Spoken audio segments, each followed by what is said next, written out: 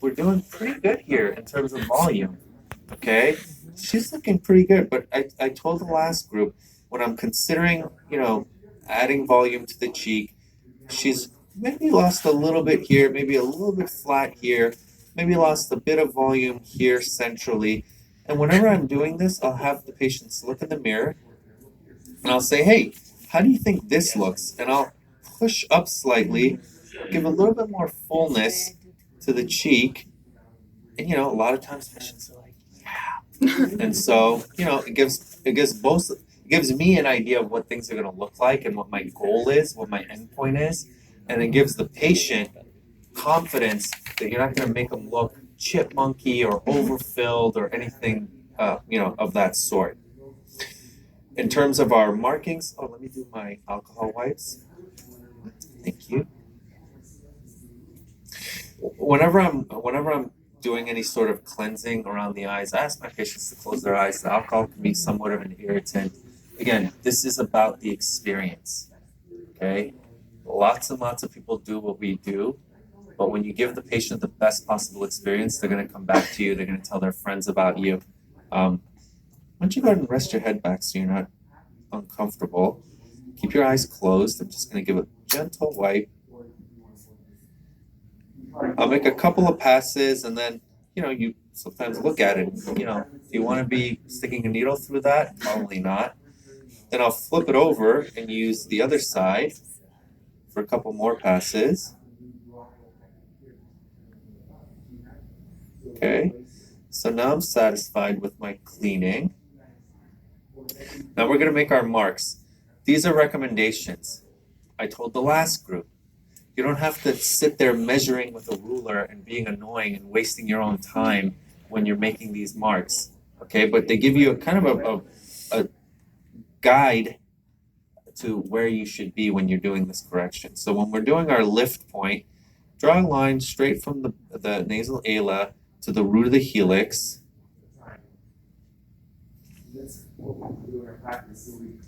Beautiful. And then you can also draw a line straight back. And for our lift, we want to be a centimeter lateral to the lateral orbital rim. Centimeter lateral to the lateral orbital rim. So I'm feeling that out here. Go about a centimeter over, drop my line down. This is my lift. For our contour, we want to be a centimeter lateral to the lateral canthus. It's a lot of laterals. Okay, lateral canthus, a centimeter, drop the line down, contour. These are suggestions. You don't have to, have a protractor and be one of those kind of things. So we're using a 25 gauge cannula. That's what I use. That's what I really highly suggest. Anything smaller than that, and it's both flimsy to try to get it into position, and it's just a little more dangerous. It's a little more needle-like. So I'm going to turn your face on. How's the view? That's the one thing I haven't even asked one time. If you guys can't see what I'm doing, or my big fat hand is in the way, just say something. And if there are any questions, please ask. So I like to tent the skin up, do a little jiggle, needles in.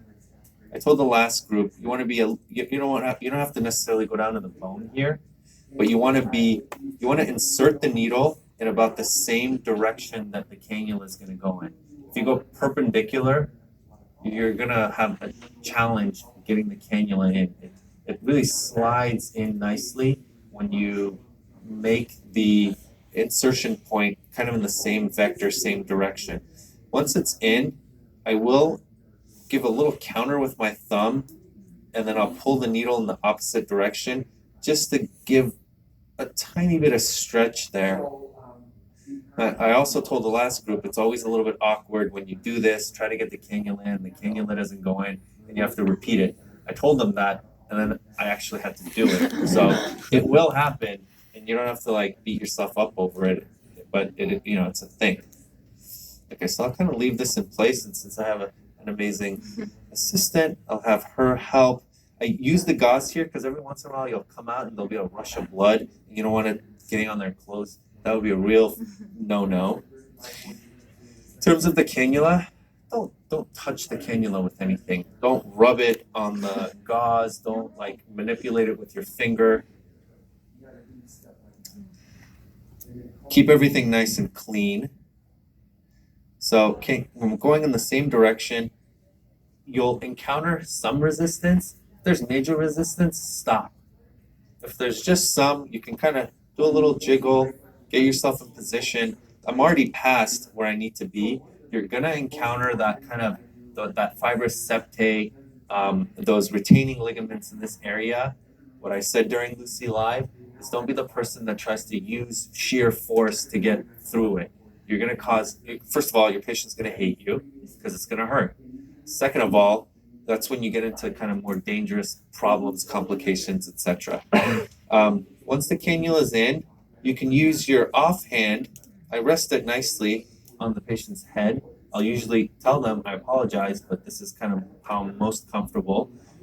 Ergonomics are key. I'm not, like my pinky finger that I'm dangling here, it's resting the rest of my hand, keeping stability. It's comfortable for me. I can stay here like this all night.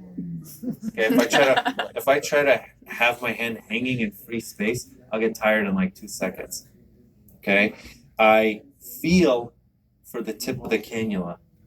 Okay, just because you're using a cannula doesn't mean it's carte blanche to just do whatever the hell you want and you're going to be safe because I have a cannula. You can have vascular events with a cannula. Any bad thing you can do with a needle, you can do with a cannula if you're careless. Okay, so if I'm correcting this area, I want to be cognizant of the infraorbital neurovascular bundle that I told you guys about. Mid-pupillary line, about 1 centimeter down from the orbital rim is where it is. For me, it's kind of ingrained in my brain. I'm a surgeon. I've operated in this area. I've seen it a million times.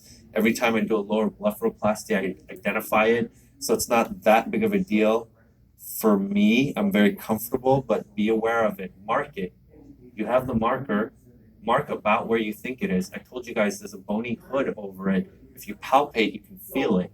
So just be aware of that. Get myself in position here. Pretty happy with where I am.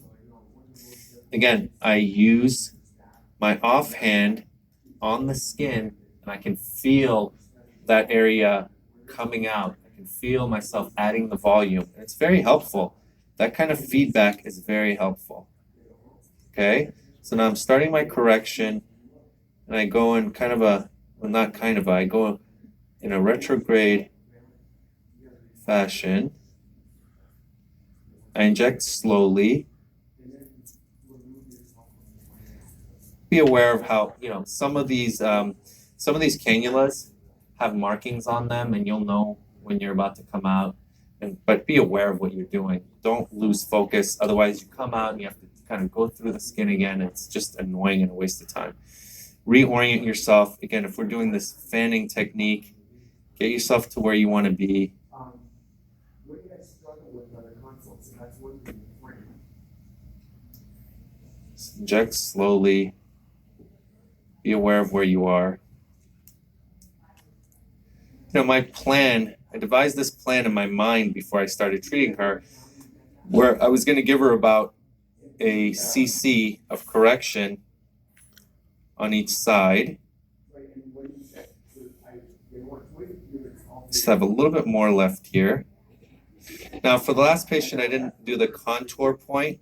I'm going to do that here. The last patient was a bit younger, didn't necessarily need it. I'm just going to do I'm going to stick with the cannula, but I just need to make my contour injection